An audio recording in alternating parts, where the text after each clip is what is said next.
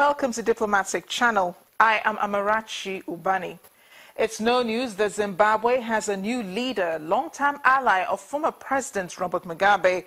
Emmerson Mnangagwa was sworn in on Friday in the presence of more than 60,000 people packed in the National Stadium in Harare, while millions of people watched on their television sets around the world. The political situation in the country has been all we've talked about for almost 2 weeks, and it is significant because for more than 30 years, the country has known only one leader, and he was 93 years old, hoping to fulfill his promise of ruling until he was 100. That changed almost 2 weeks ago when the military stepped in to correct some wrongs they claimed was not a coup and that they only wanted to rid the government of some criminals. Well, so far, there have only been 3 casualties: Robert Mugabe, who was fired by the ZANU-PF party, and his wife, Grace Mugabe, who was fired as the women's leader, and the finance minister, Ignatius Chombo.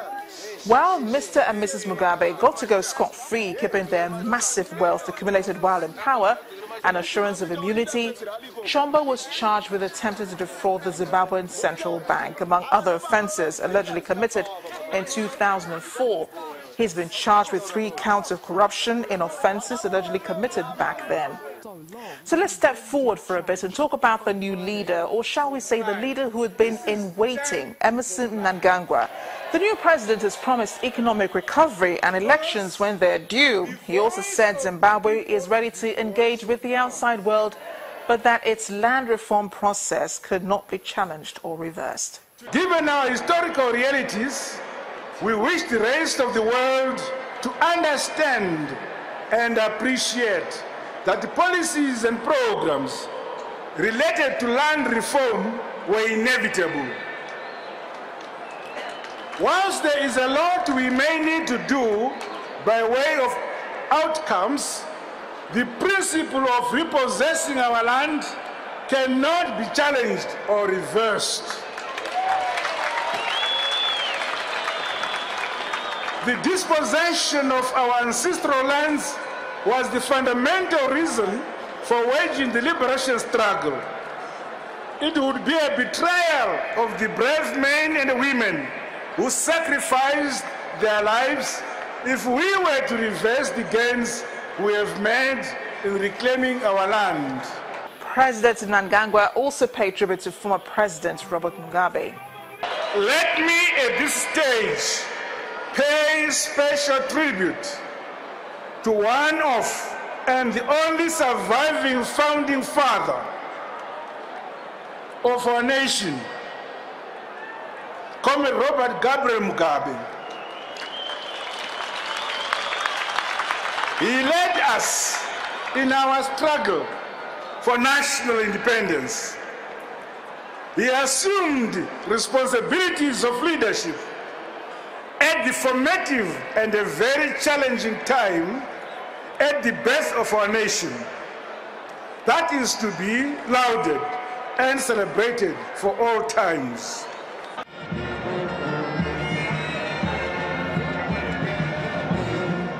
While the future is full of hope for many Zimbabweans, let's take a closer look at the man on whom much of this hope lies.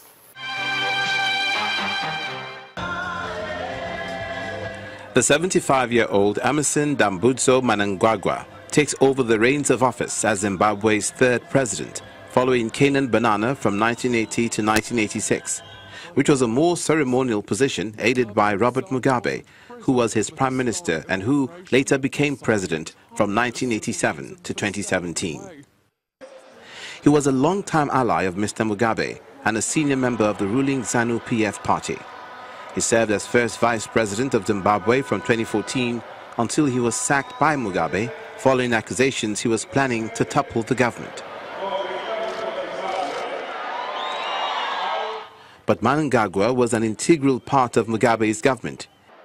He had served as guerrilla leader during the Rhodesian Bush War, and after the country became independent and recognized as Zimbabwe in 1980, he held a series of senior cabinet positions under Mr. Mugabe, including Minister of State for Security during the Gukurahundi massacres, in which up to 20,000 people, mostly Ndebele civilians, were killed.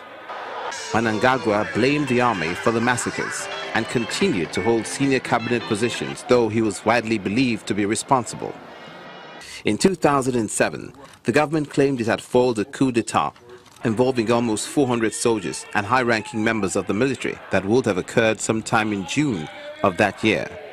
The government said soldiers had planned on forcibly removing Mr. Mugabe and asking Mnangagwa to form a government with the heads of the armed forces.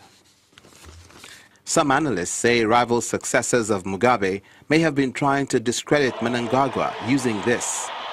Mnangagwa worked with Mugabe in the 2008 presidential election, organizing the campaign of violence in the lead-up to the second round of voting, which forced opposition MDC leader Morgan Tsvangirai, who'd won the first round, to withdraw from the election, giving Mugabe a clear win. When Mugabe won again in 2013, Mnangagwa became Minister of Justice and Legal Affairs. Since the early 1990s, he's played a key role in implementing the Indigenization and Black Economic Empowerment Initiative.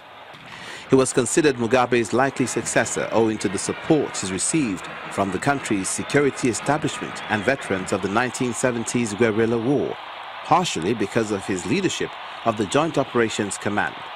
And he's held different positions in the ZANU-PF party up until recent events. He is considered to be one of the richest men in Zimbabwe.